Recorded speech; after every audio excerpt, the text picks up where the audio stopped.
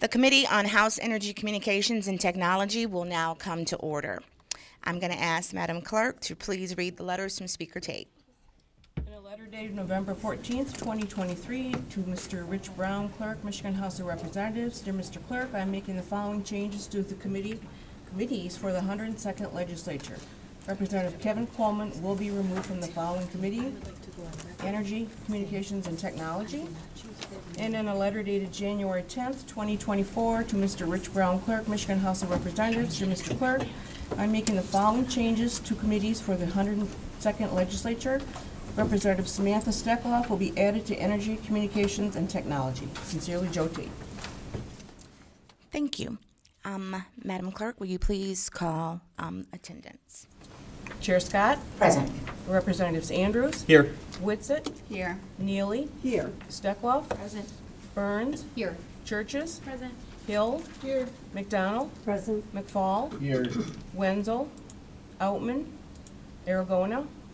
Bagol. Here. Green. Preston. Here. Schmaltz. Here. I'm sure you have 13 members. You have a quorum. Thank you. And Rep. Whitsitt gives the approval for the adoptions of the meeting from the previous November 8th meeting.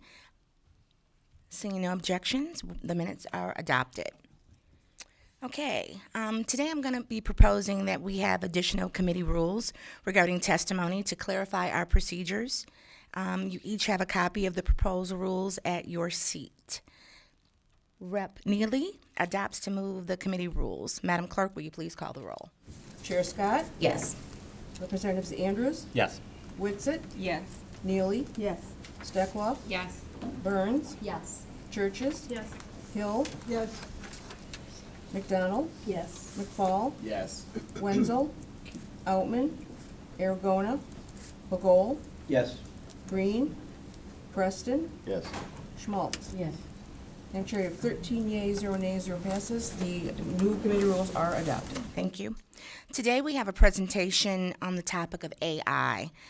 We have a presenter, Ravi Penzi, Vice President of Information Technology and Chief Information Officer at the President, and also the President, Office of the President at the University of Michigan. Will you please come forward and do your presentation? Thank you.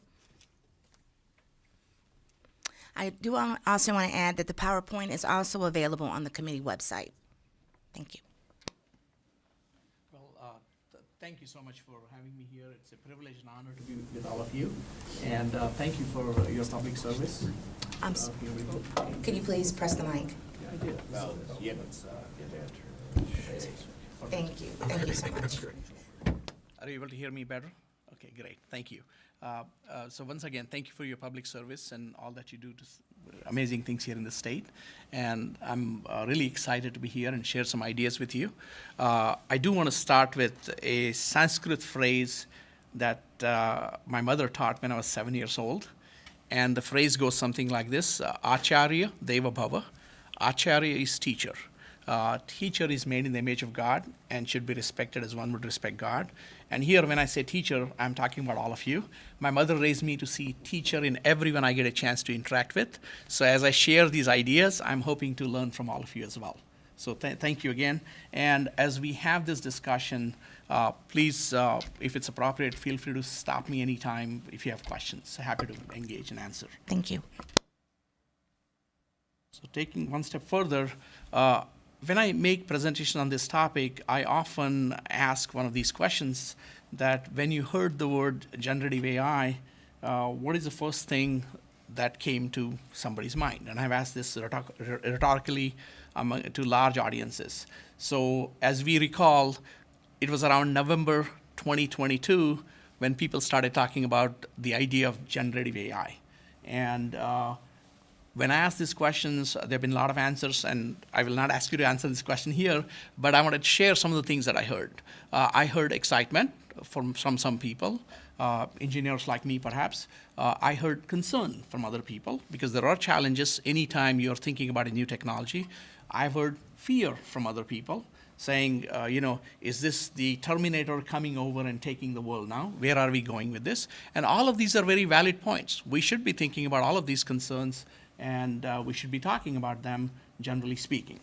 Other questions I've asked is UMGPT is UM's version of essentially ChatGPT 4, and we'll talk about what Michigan has done to support our community on our campus and other ChatGPT tools. And I've asked people, have you had a chance to use any of these tools? So some have used it, some have tried it, but there is a challenge there around some of these tools. Some are free, others cost quite a bit of money. So if you were to, for example, use ChatGPT 4 that OpenAI provides right now, one has to pay about $20 a month. So not everyone can necessarily afford to pay $20 a month. So equity was important to us when we were thinking about what we should do at University of Michigan. So something to think about. So people have been concerned about cost, but in spite of that, people have used it. People have tried to do many things. People have tried to, for example, search for information. Now, one would say, well, why wouldn't you search for information on Google? It's so much easier. You can just search. As we know, the Google search is a little different from the search you can do on platforms that support generative AI tools. The search on generative AI tools is contextual, meaning it finds you the information that you're looking for much quicker. On Google, when you do the search, it's an OR operation. So what happens is all of the keywords that you have typed in, it will find information related to all of those keywords. And as a result, you get so much information that you have to parse through. So this is much more contextual and much more quicker to find information. So people have used it for that. Students have, for example, used it to help them with their paper writing. If you have to write a paper, that raises another issue on campuses, the issue of plagiarism. And the issue of, is this going to kill creativity? And these are all very valid questions and concerns, and we have tried to deal with those. We may not have answers for all the questions, but we are definitely aware of the questions, and we should all be aware of those questions and thinking through these questions. So there are a lot of exciting things that happen, but there are also challenges. And as we take next step forward, I've also talked to people about concerns. Let's put concerns on the table. So people worry about, for example, intellectual property. People worry about intellectual property.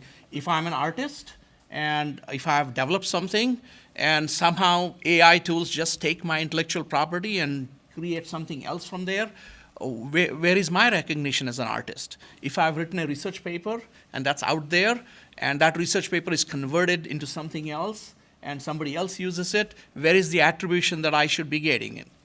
These are very valid concerns and questions. There are concerns around deepfakes. We have elections coming up. What kind of impact these deepfakes could have? There are concerns around bias. Most recently, you may have heard of things that happened with one of the Google's tool, Gemini tool, where there are some very serious issues around bias and so on. So people have been worried about that. It has been known for this tool, Gen AI tools, to make mistakes or hallucination or simply plain lie, where people say it just made stuff up. And so we'll have a chance to understand why and how it makes stuff up. So we'll have a chance to talk about that too. But these are all the things I hear. I hear excitement, I hear concerns, I hear trepidation, I hear like, oh my God, this is the next best thing. And all of those are very valid conversations to be had. And what better place than an institution like University of Michigan, where we take great pride in our diversity of thought. Like some engineers may be very excited about it. Other engineers like me might say, let's slow down and let's think through this thoughtfully. So when we look at any tools, any new technology, we have to approach it thoughtfully. We have to approach it with some concern. We have to approach it by asking the right questions. It's not like we just go rah-rah, get excited, and just deploy. And that's what we are very good at University of Michigan, working with all of our faculty colleagues and others. What I would like to do next is just show you about a 2-minute video that we released when we rolled out our generative AI tools on the University of Michigan campus. It's about 2 minutes long, and hopefully the technology will work and the video will run well. That's always a concern. Imagine a world where AI doesn't just learn, but it creates. Welcome to the era of generative artificial intelligence. Generative AI, unlike traditional AI, doesn't just analyze and learn from data. It uses what it's learned to generate new content, ranging from text, images, music, and more. The usage of Gen AI is skyrocketing. Millions of people around the world are already using tools powered by this technology every day.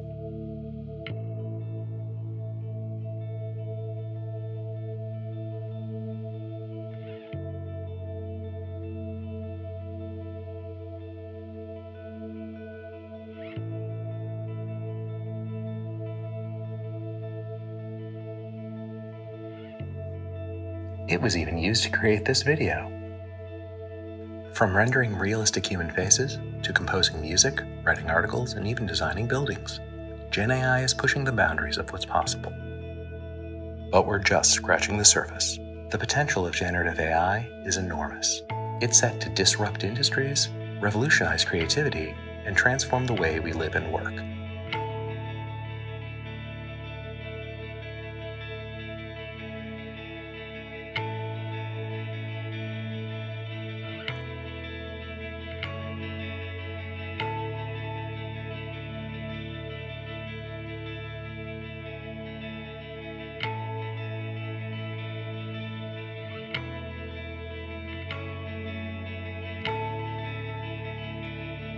That's why it's so important for institutions like the University of Michigan to lead the way in our society's use of generative AI.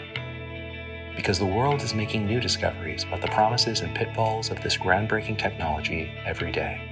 U of M is committed to laying the foundation for the responsible, ethical, and legal use of generative AI in higher education and beyond. Information and Technology Services is also dedicated to delivering inclusive and equitable access to Gen AI services for everyone in the U of M community. The future is here, and it will be written by all of us, working hand in hand with generative AI and everything it inspires.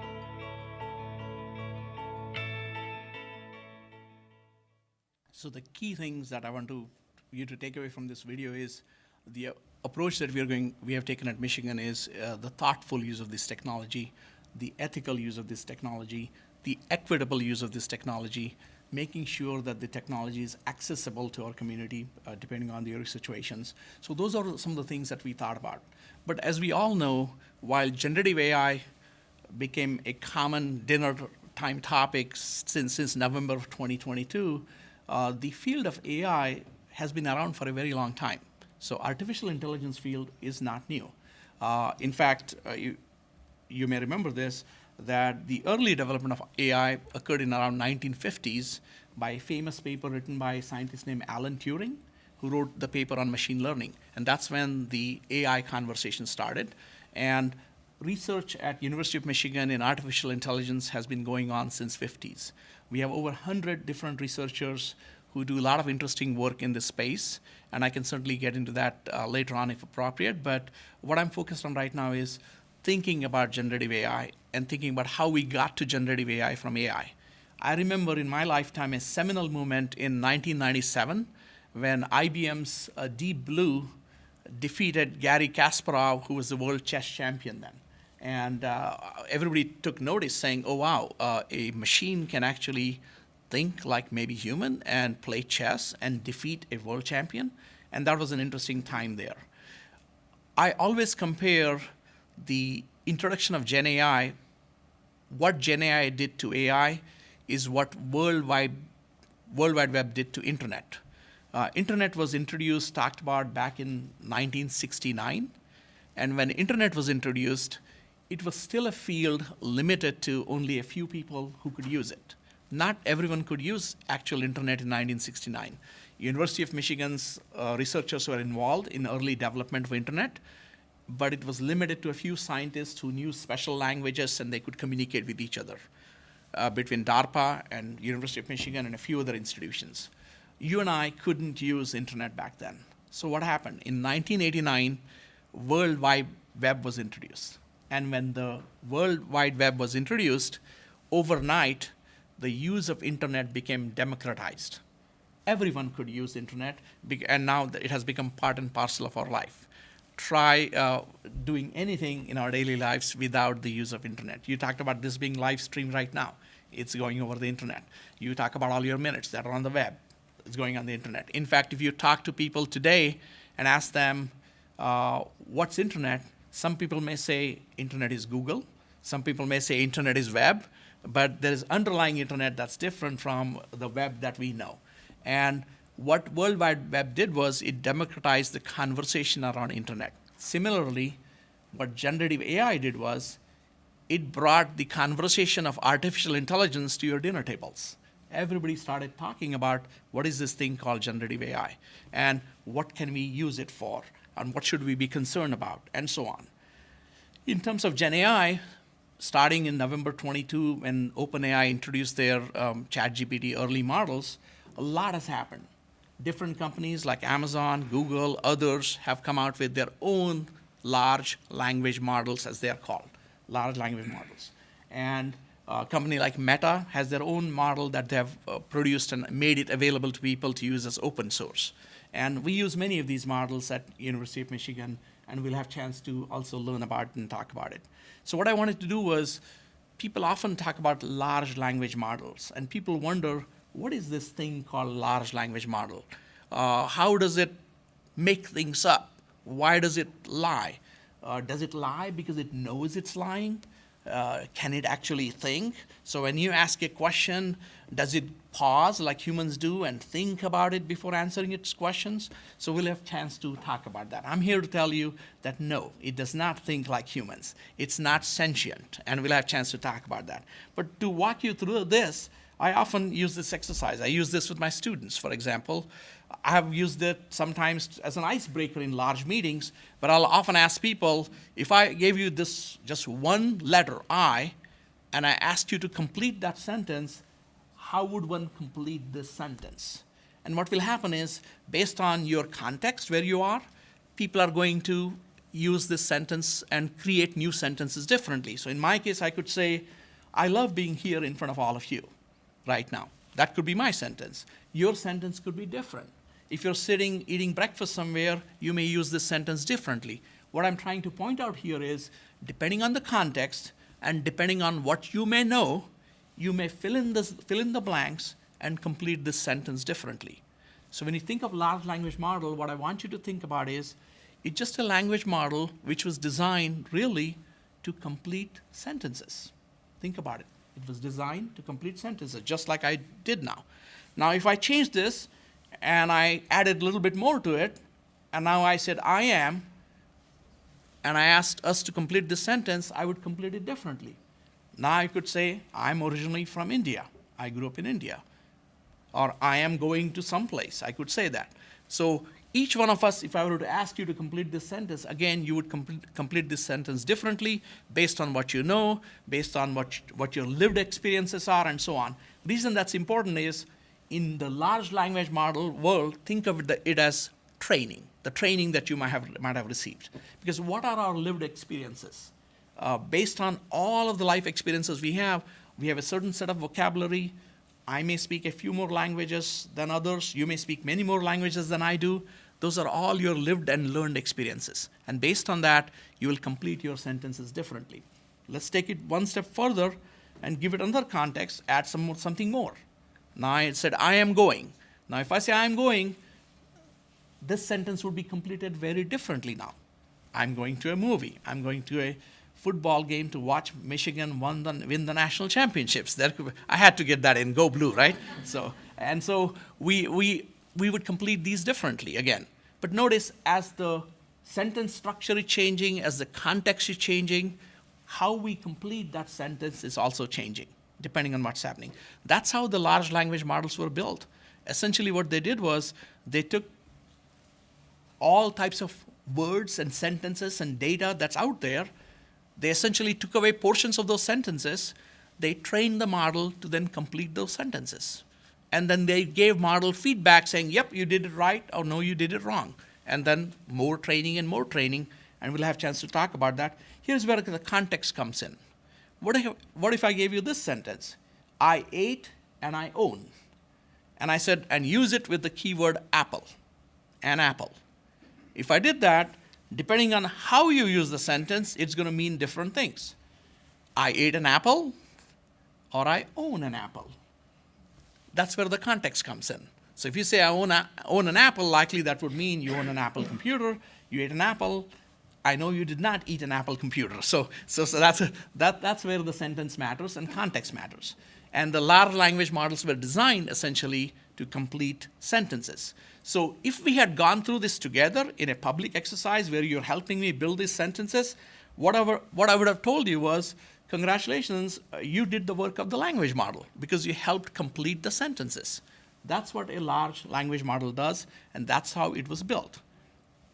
Can you think of something else that we all use literally every day that helps us complete our sentences. And I'll give you a hint. I'm sure in your life you use text messaging quite a bit. And have you seen that depending on the type of the phone you have, your phones have an autocomplete feature? It allows you to complete your sentences based on the previous sentences that you may have used. Like for example, I have a routine with my son who lives in Atlanta. In the night, we always say to each other, good night, and I love you. That's something we say every night. And so my phone has learned that so well now that as I try to go, it immediately gives the sentences. It knows his son, the name, of course, and provides that information to me, allowing us to autocomplete those sentences. Think of large language model as essentially your phone on steroids, where it simply helps you autocomplete your sentences. So if you thought you weren't using Gen AI, you have been using Gen AI all along. It's in your phone, essentially, helping you complete your sentences. Simple autocomplete feature. Not the smartest one, a simple one, because you also have seen that the autocomplete feature can be quite irritating, and it does make mistakes sometimes. And you're like, no, not that, and you got to go back and do that, right? So it does create issues for you and challenges, because the point is, it is trained on only a few words, 40, 50 words. Your phone. Now think about large language model. It has used over 1 billion words. Billion sentences, and so on. So, and that's why it knows what it knows. And so I wish there was something, as a scientist in me, I wish there was something very elegant about large language model. What's elegant about it is we have thrown essentially lots of compute power and trained it. Lots of compute power, lots of vocabulary, and have trained it. And we'll have a chance to talk about that. Here are some other things that listen to you and talk to you. You may have used Siri, you may have used Google Home, you may have used your TVs, you may have worried about, are these devices listening to what we are saying? Because it may have happened to you where sometimes you're talking about something, and a few minutes later on your phone or your TV, an ad shows up of the things that you're talking, and you're like, is this listening to me? And I'll leave that judgment up to you, or we can talk it offline about that. That would be a completely separate topic. But the idea is the predictive text that we use versus Gen AI, really with your phone, as I indicated, you're talking about limited memory. And with language model, you're talking about enormous amount of data. That's what you're thinking about. And so continuing this conversation further, Gen AI, as I indicated to you, creates its content through significant amount of training, and it allows you to complete your sentences. And as you put in the prompt, it thinks about the sentence that you put in, the question you're asking. It thinks about all the data it has studied. It looks at what might be the closest possible answer, and that's why you get the answer. So when it's making mistakes and hallucinations, or what some people may say it's lying, it's not actually lying, it's just completing its sentences the way it thinks it has been trained to do. And that's where it makes a mistake. And I often tell my students or community that just like when internet came new, we used to talk about internet literacy. We had to be literate about how to use internet and not accept everything that's on the internet as truth. Similarly, we have to be thinking about AI literacy. Just because a generative AI model gave you an answer does not mean it's the right answer. You still have to verify your sources. You still have to check the information, fact check it, and so on. So underlying skills are still there. I always say, don't forget the common sense. If something looks strange, verify, double check, make sure you're checking. I'm often also asked about how I feel about AI and humans, and is AI going to replace humans? And I sincerely believe that the AI will help augment human ingenuity. It is never going to replace human ingenuity, in my view. So AI will help us augment human ingenuity, enhance what we do. It is not going to replace what we do, in my humble opinion. So taking one more step further, we already talked about how completing the sentences. One of the reasons that we struggle with bias is we talked about large language model. We talked about it using billions of words. Where should it get those billions of words from for training? Excuse me just for a second. it got those words from all of New York Times articles as an example. And as you know, there's a lawsuit going on right now, going back to the intellectual property between New York Times and OpenAI right now. New York Times has filed a lawsuit. It got that information from Reddit. And if you have checked out Reddit, there is some good information on Reddit. There is other challenging information on Reddit. Let me put it that way. And it has gotten that information from the internet. And the internet is full of stories that are just false. Internet has plenty of bias everywhere. And so as a result, the model has picked up all of that information, and it has predominantly been focused on information that's available in North America. So when you think about bias, and when you think about the rest of the world, for the model to be less biased, for model to get better, we are going to need even more training data from all over the world, not just this country. So the bias has been in our society before Gen AI came into the picture. The bias is not a new thing. We have been all dealing with that in our lives, depending on our lived experiences.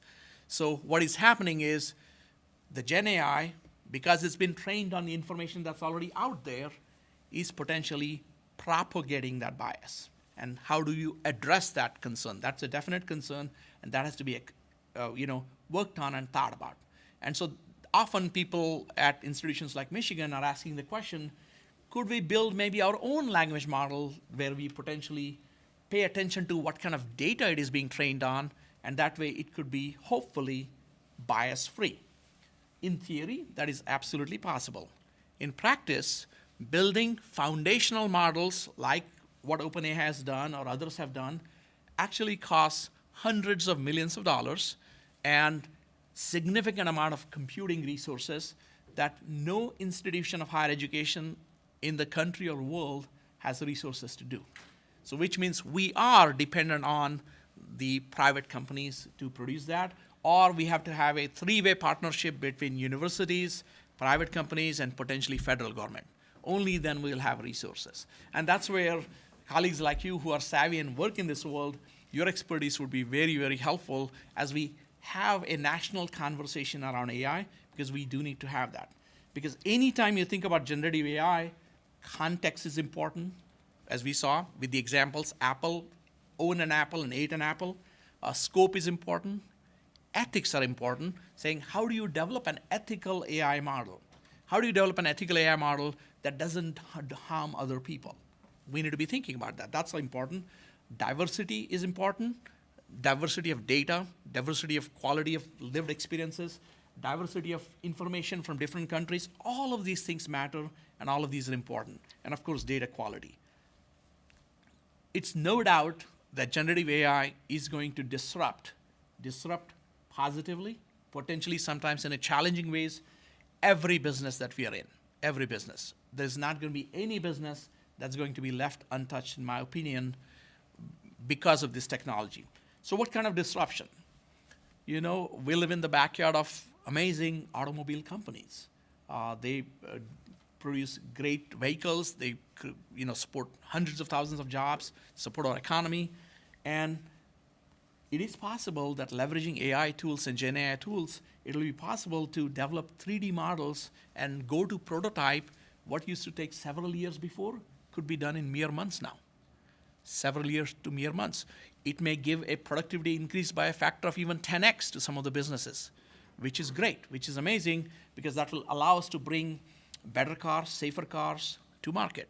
It's been used, for example, right now to develop special molecules to help with electric batteries, so that those batteries will last longer if you happen to drive an electric car. And in Michigan cold, those batteries don't exactly charge that quickly. That could be challenging.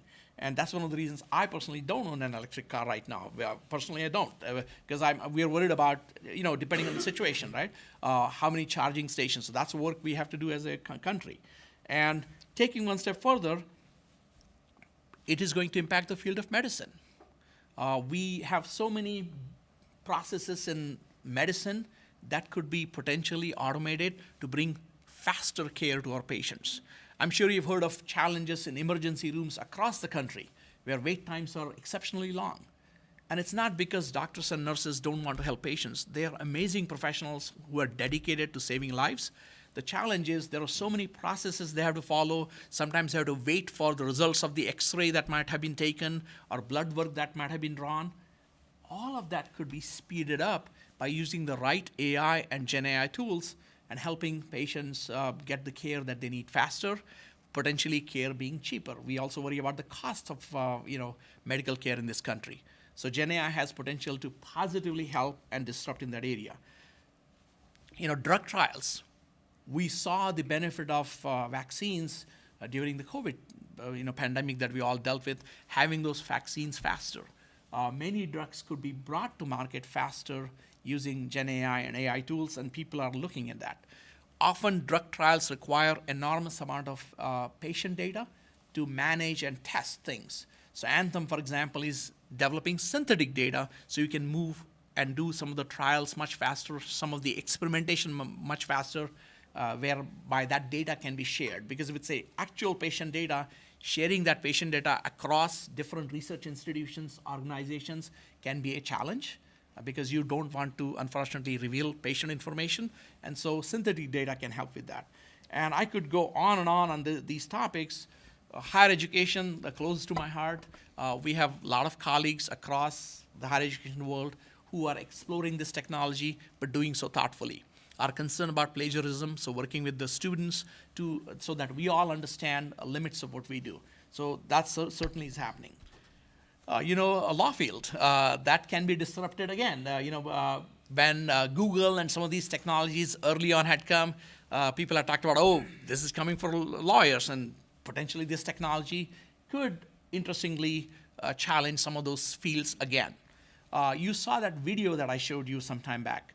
And that video, generally a video of that quality, if you agree it was a good quality video, used to take about 6 to 8 months to develop. But because we use Gen AI tools to develop that video was developed in-house, we did not hire any firm or anything, by a couple of our staff members in a day and a half. 6 months, day and a half, and you saw the quality of the video. So it is going to disrupt marketing and communication space. Definitely, it already is disrupting it and working through that. People are concerned about AI there is a ethical and social dilemma here. In social workspace, AI tools and Gen AI tools are being used and can be used to identify potential harm that may come to children in certain homes. So if you're only thinking about children, you might say, by all means, we should be using this. But on the other side, there's a challenge. AI does make mistakes. What about if it makes mistakes and points to parents who are absolutely wonderful parents? Mm-hmm. So what do we do as society? How do we deal with this ethical dilemma? There have been tools available that can identify homeowners, for example, who are unwilling to rent places to people who are really poor or homeless. Well, one would say that's a great thing, let's use it. On the other hand, it could make mistakes and identify homeowners who may be honest, decent people, and it may say, this person did this, and they may not have done it. It has happened many times where, for example, face recognition AI tools have made a lot of horrible, horrible mistakes. And that's why we have to be concerned about this technology, and there are ethical dilemmas around this technology that we all need to be mindful. I don't have answers to all of this today, but we are very aware of this and working on possibilities. Gartner, one of the highly, highly reputed consulting firms, talk about that 50% of the software engineers down the line are going to have to learn the skill to supervise essentially generative AI and generative AI bots. So one of the questions we talk about in engineering is, are we preparing our engineers of tomorrow to be able to work in an environment where they're supervising other non-humans, essentially? And how do we train people to do that? We are social people. We like to be with other people. And now all of a sudden, there might be a tool over here that I'm supposed to supervise and communicate with. It does require some level of skill and understanding, and we're asking questions. There is questions around free speech. I mentioned about some of the challenges around elections and with the AI, what it could do. There are challenges of deep fakes that we talked about. if you recall, deepfakes could be videos, deepfakes could be voice calls where somebody's pretending to be somebody else and calling people up as it has happened before. And what can we do as a society to verify this information? Some of the deepfakes have been very, very real. Recently, you saw Taylor Swift controversy where some horrible information and photos about her and videos were put out there on the social media, which were deepfakes. And that can be really, really challenging. And so that's why I always urge people that if you see a video, if you see things like that, that don't trust it right away. Be sure to verify it. And then there is disruption in literature, science, and arts as well. So here's an exhibit I want to show you. It's a video, about 20-second video. Take a look.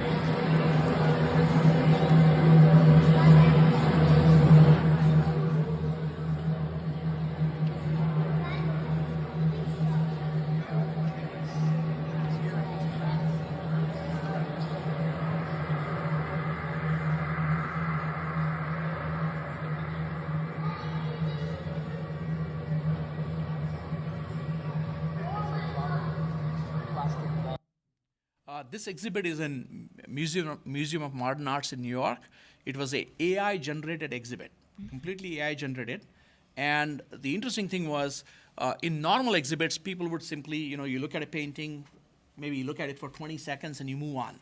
When they introduced this exhibit, they realized that people were just standing there and not leaving for 30, 40 minutes, so they had to put chairs in. So here's an example of creative art being created by a person who has creativity, because I don't think I could do this, and use AI tools to generate a different art. So it's not like AI is going to take all arts away or creativity away. It's going to open potentially new doors for creating different type of art. And the approach that we did at University of Michigan was a very thoughtful approach, where we said our collective vision is to provide the right kind of tools in the right time. And we had a faculty committee that looked at it, provided thoughtful guidance to our entire community on how these tools are to be used. And then we rolled out what we called as our UMGPT. So what is UMGPT?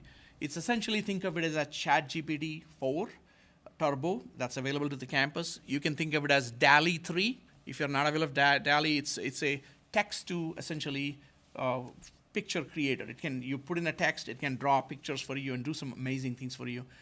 But we also wanted to be thoughtful. So one of our goals was that privacy of all the information must be maintained.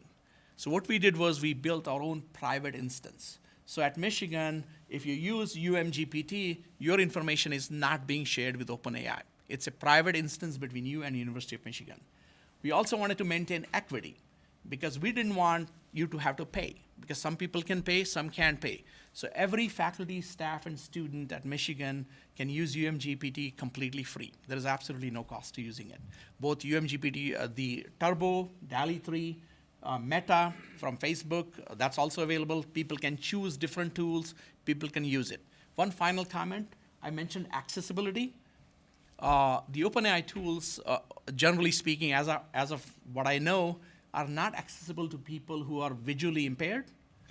Our tool actually is built so that it supports screen readers, so people who have visual impairments can use it as well.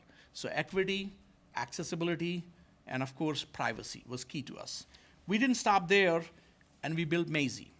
Maisie is designed as a code-less platform, so it does not require any coding. So what does Maisie do? It has been dramatic what has happened. It has been transformative. Maisie allows you, in about 8 minutes, only 8 minutes, takes only 8 minutes to configure Maisie, where you can have Maisie start pointing to a data source that you trust.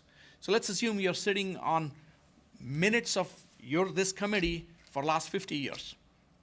And then you want to have an easy source to access those minutes to find out what happened. In theory, you could point Maisie to that data source. Maisie will learn all of that information. It's a private instance, it's not being shared. And then it's available to you now, just using your natural language to probe and ask questions. So what have we done with Maisie on our campus? We have had faculty members, for example, use Maisie to deploy as AI tutors for their classes. So students now have 24/7 access to Maisie answering questions related to their class. where faculty members have deployed it. In this particular class, which had 1,000 students, 8 sections, the professors, Andrew and his colleagues, found out that the folks who were using Maisie, their grades improved average of between 5 and 9%, which is huge for University of Michigan. And reason I say that is the students are already very, very good. And if their grade is improving by 5 to 9%, that's pretty spectacular. And also, it saved faculty members between 10 to 12 hours per week in office hours time, which they could then spend more importantly with students who really needed that help, students who really needed that nudge, students who were potentially maybe struggling with stress, and having a faculty member spend more quality time, it actually helps those students. And we have done so many different experiments at university. Okay, we have Maisie deployed for our advising center, where it's been deployed as a student advisor. Again, this is not to replace human advisors. This is to augment and help them. This is to augment and help them.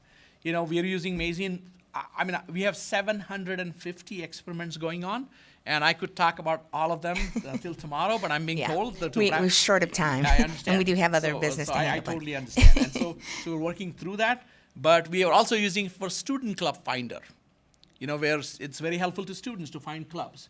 And just, I want you to know that in fall semester when students come, along with their email address, all of our students are going to also have a personal AI assistant that will answer all questions related to University of Michigan.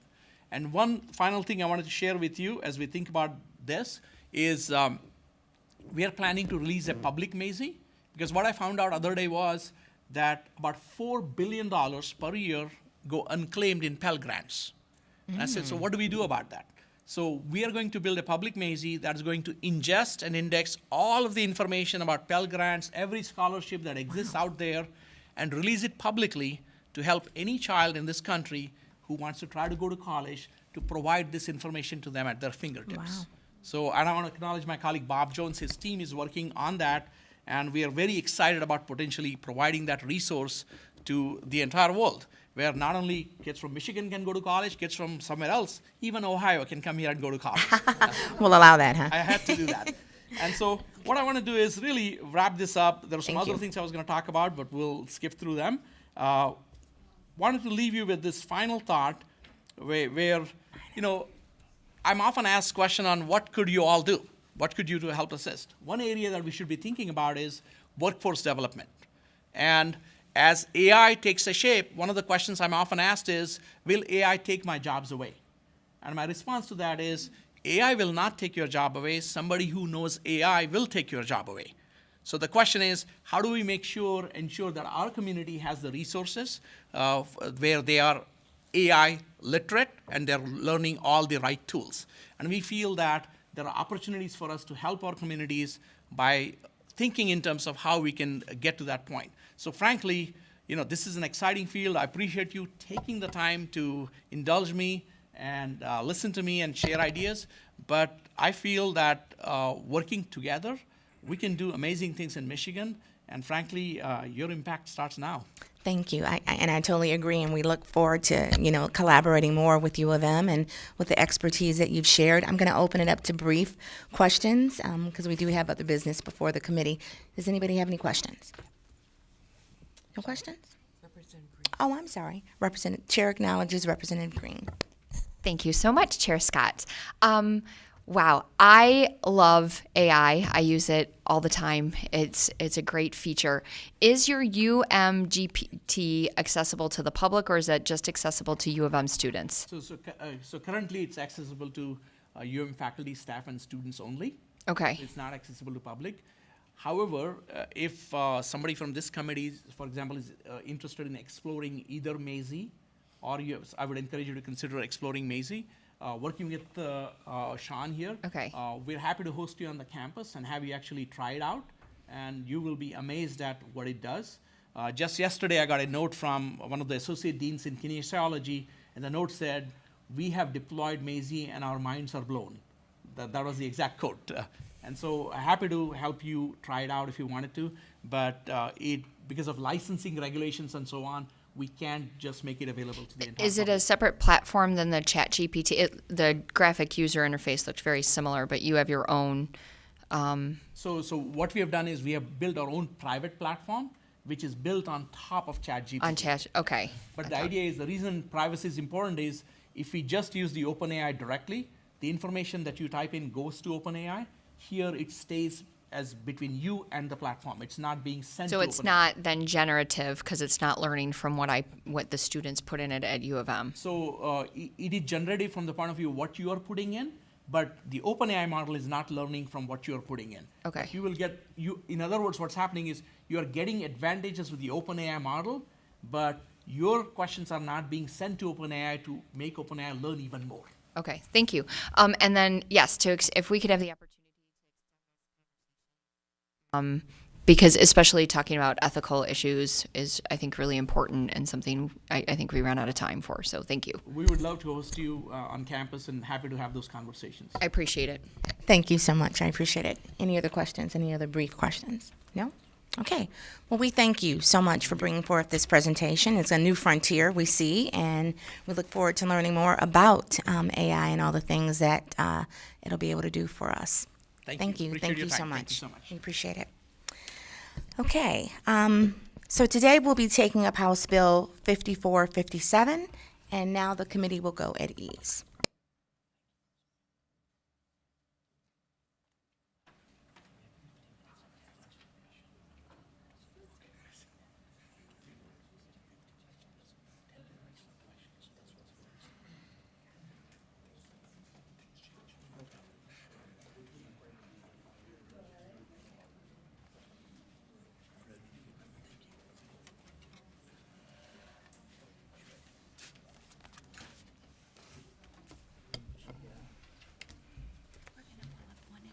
That's fine. That's fine.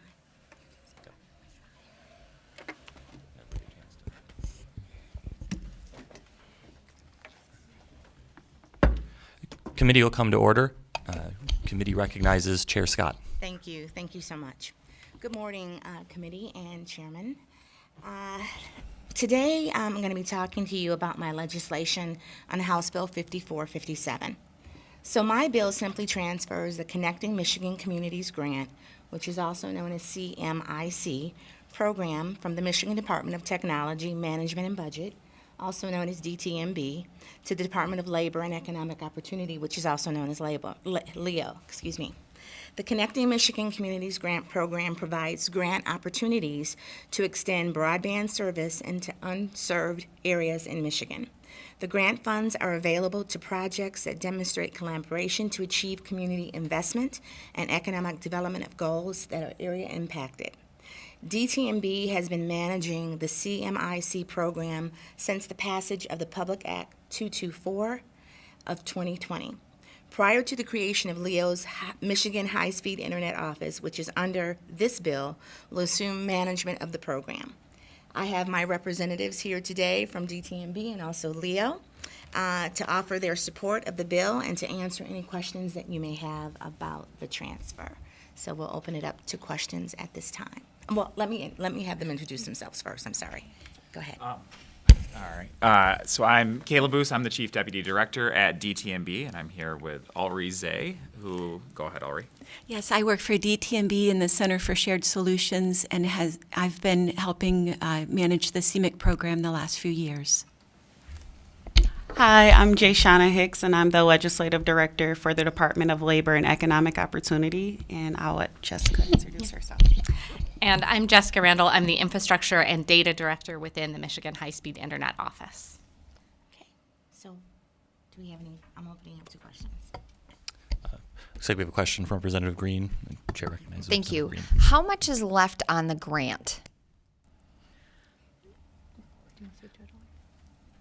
Well, we're at different stages of completion, and the total funds were $37.3 million, and actually $34.3 million, and there are 37 grants. And the final build is due by 2025. So we receive quarterly reports, and it's rolling, and the grantees are reimbursed as they make progress with their builds.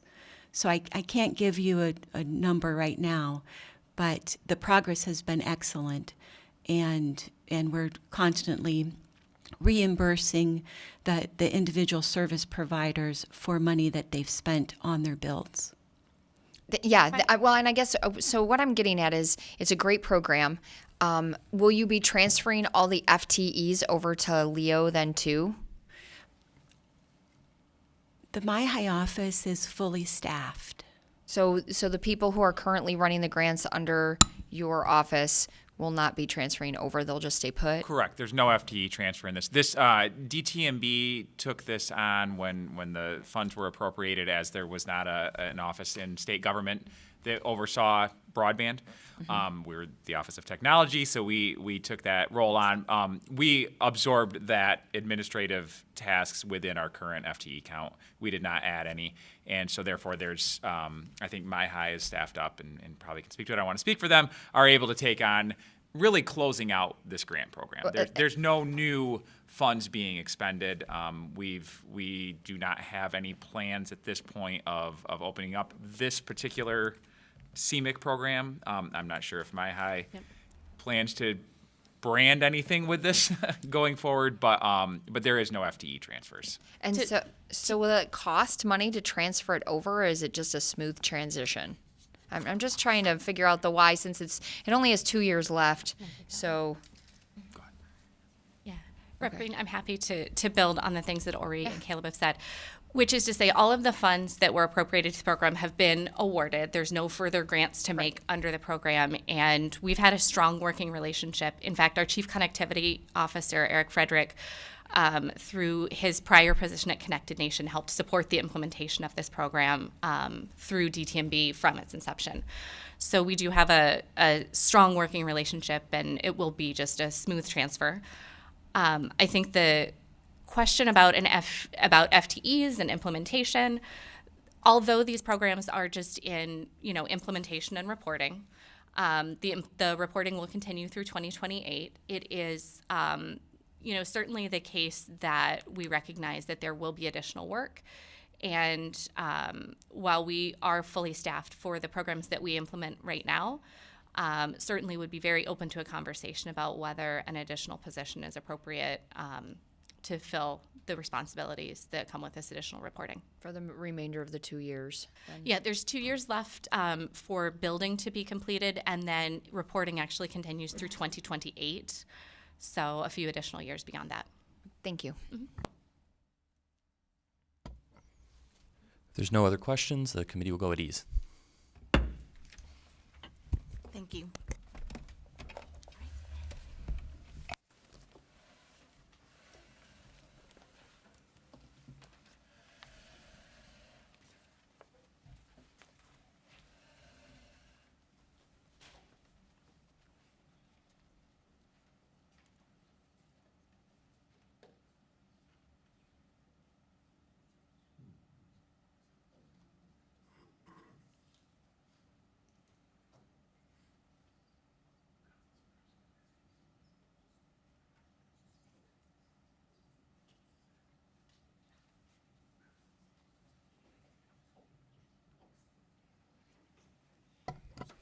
I'd like to bring the Energy, Communications, and Technology Committee back to order. Okay, we need a motion to excuse absent members. Representative Steckloff makes that motion to excuse absent members today. With there being no further business before the House, before the Energy, Communications, and Technology Committee, we stand adjourned. Thank you.